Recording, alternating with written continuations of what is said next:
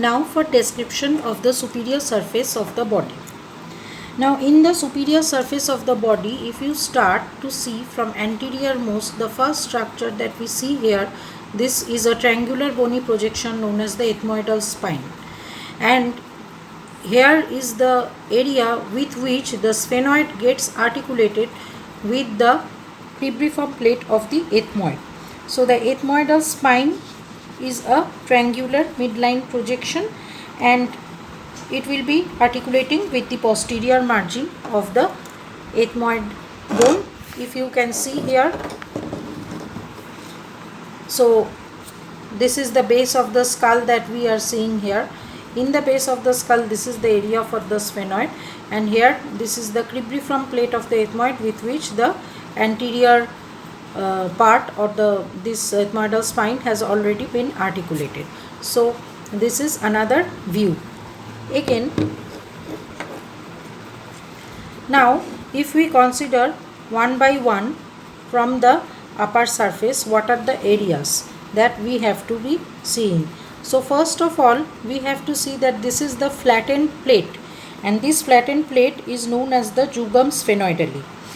It is a piece of the bone upon which rests the gyrus rectus of the frontal lobe, as also the olfactory tract. So again we go to the base of the skull. So when we look into the base of the skull, then what we find, this is the area for this anterior cranial fossa, and here is actually lying the gyrus rectus of the frontal lobe. The two frontal lobes of the cerebrum, they lie here, and here lies actually the olfactory tract.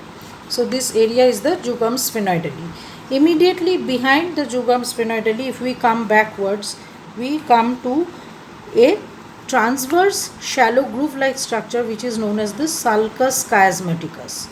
So the sulcus chiasmaticus is the area over which actually rests what? The optic chiasma. And what is the optic chiasma? It is the crossing which is formed by the two optic nerves. So the right optic nerve going and the left optic nerve, the two nerves cross in the midline, and they two form the optic chiasma which lies over the sulcus chiasmaticus.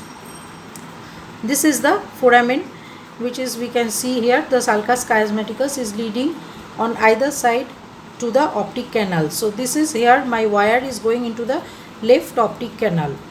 This one is going into the left optic canal, if we can see, and here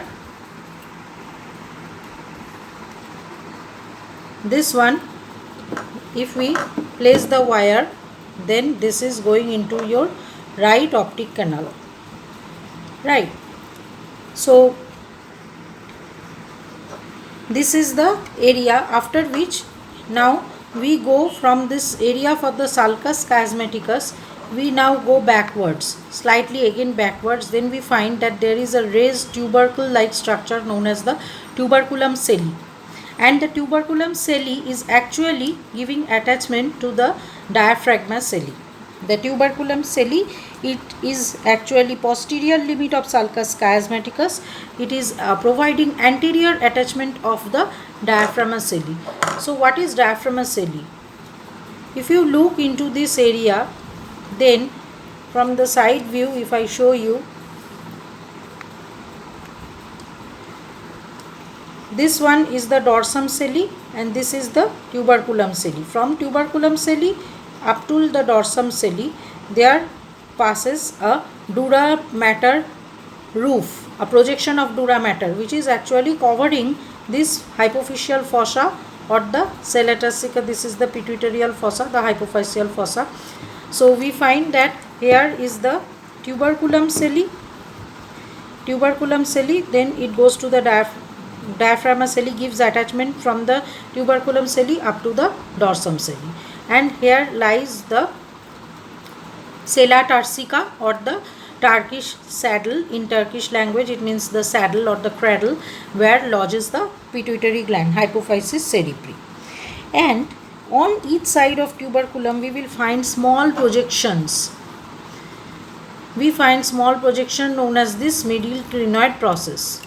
We find the small projections from the tuberculum celli. If we look, if we go back into the sphenoid bone, then into the sphenoid bone, from here we can find that this is the two middle clinoid processes, and this lesser wing, the posterior margin, is rounding and it is forming the anterior clinoid process. So from the anterior clinoid to the middle clinoid process, there gives attachment to the carotidoclinoid ligament.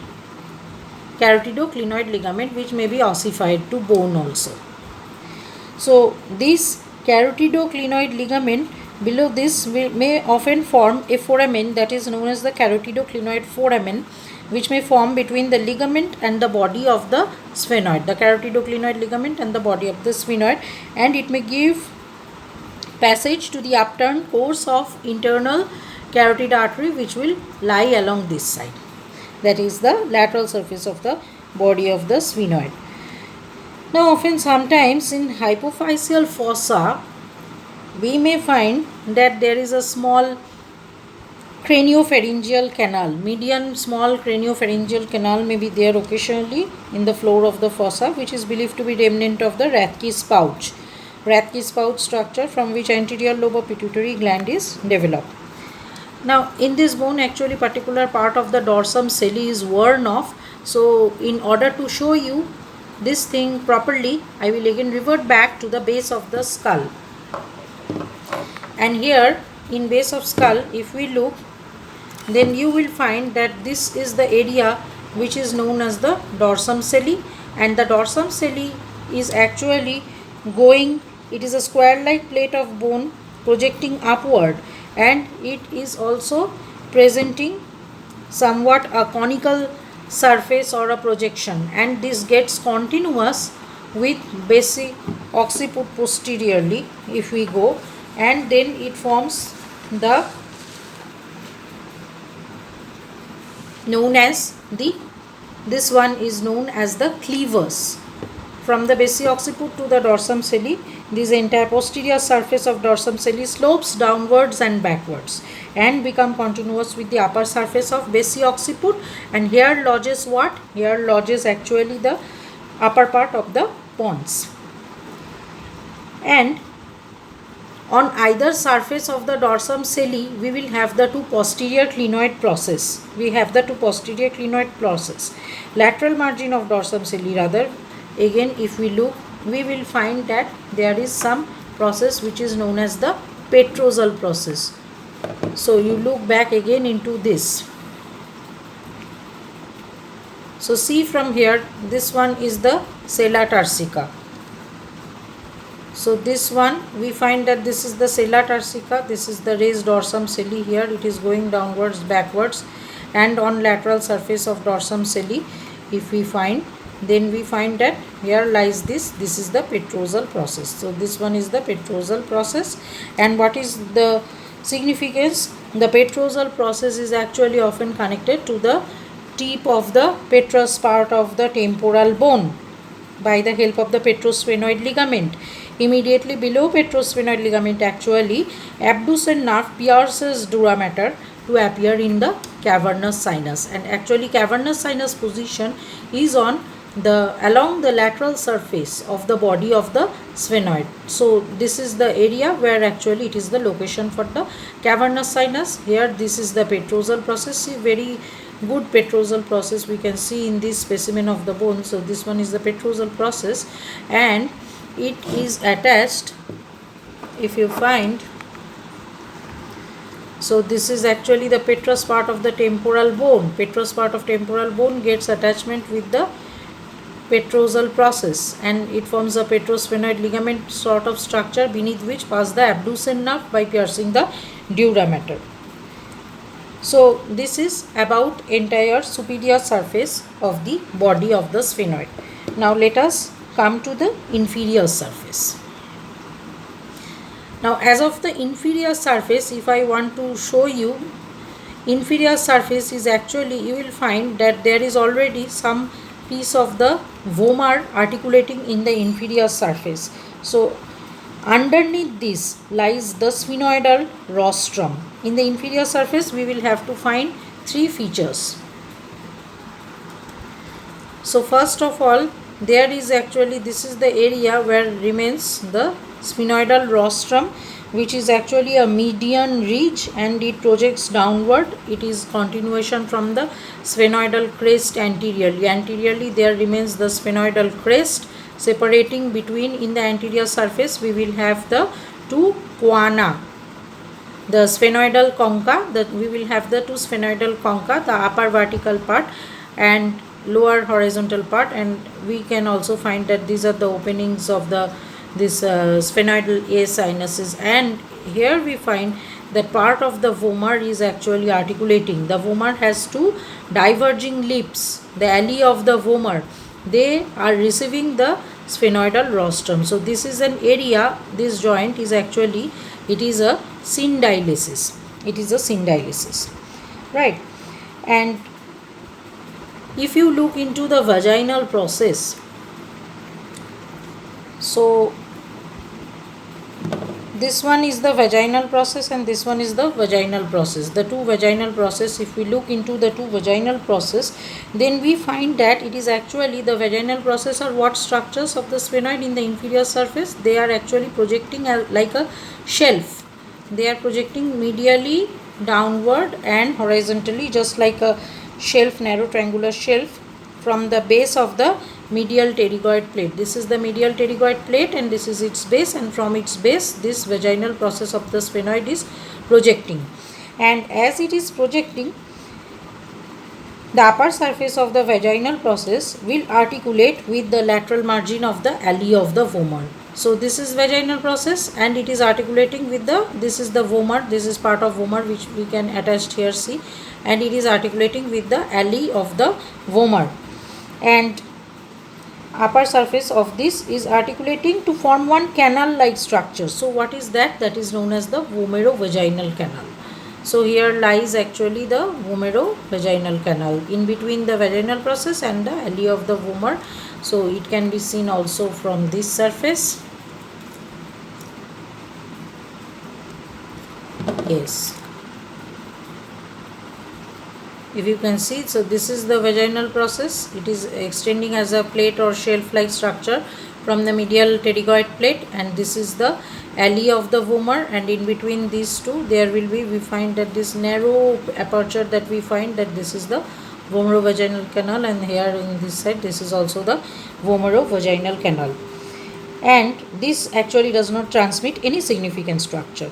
Now anterior margin of the vaginal process and the adjoining lower surface articulates with the upper surface of the sphenoidal process of the palatine bone and to form the palatino-vaginal canal that will transmit the pharyngeal vessels and the nerves. So we will have to see, in order to see this, that is the palatino-vaginal canal for the transmission of the, so here remains articulation with little bit of the palatine bone. If we want to see the palatine bone articulation from here, you will have to see this structure. Here remains actually the attachment of the palatine bone. This is the area for the attachment of the palatine bone. And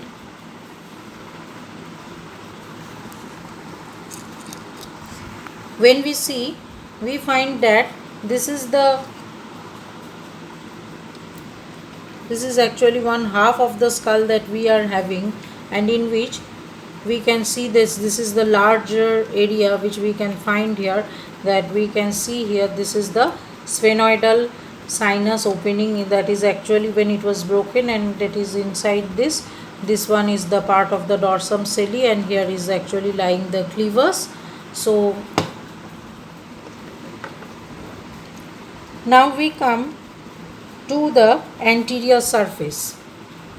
In the anterior surface of the body, what we find there is a vertical placement, that is the sphenoidal crest, and it is a median ridge which articulates this sphenoidal crest. It is a median ridge which is articulating with the posterior border of the perpendicular plate of ethmoid bone, and it is forming a part of the nasal septum. So this articulates with the posterior border of the perpendicular plate of ethmoid. So in order to see this, we can again see this one. Here you can see the sphenoid. This is the frontal bone. It is actually part of the frontal bone that we are having, which we are having actually the part of the frontal bone articulating with the sphenoid here, and we can see also that this is the cribriform plate of the ethmoid. And from the anterior aspect, when we try to see, so we find that this is actually the area for the anterior surface of this sphenoid. And in the anterior surface of the sphenoid, again we go back to our original single bone specimen, then we find that there are the two sphenoidal foramen. This is the sphenoidal foramen which we are able to find. So this completes the sphenoidal foramen. Is actually the area through which the sphenoidal sinus is communicating with the sphenoethmoidal recess of superior meatus of the nasal cavity. So it is actually a communication area for this sphenoidal air sinus, which is a paranasal air sinus, to communicate with this, that is the superior meatus of the nasal cavity. Now, considering this posterior surface of the body, we find it is rough and quadrilateral, and this part, that is dorsum scelli, which is the posterior surface, it actually articulates with the primary, by formation of one primary cartilaginous joint. This articulates with basi occiput. So that we have already shown you in the base of the skull. So this is in the basi occiput. This is the formation of the primary cartilaginous joint, which ossifies by bone between the age of the 20 to 25 years. 20 to 25 years. And if bony fusion takes place at an earlier age, say at the level of the age of 15 years, then it will affect the anteroposterior growth of base of skull. And this area, as I have already told you, that dorsum scelli has to slope downwards and backwards, become continuous with the this area that is known as the clevus from part of the basi occiput, and it gives lodgement to the upper part of the pons. So this completes everything about the body of the sphenoid. And in my next class, we will be discussing about the greater wings, lesser wings, and the pterygoid processes. So thank you.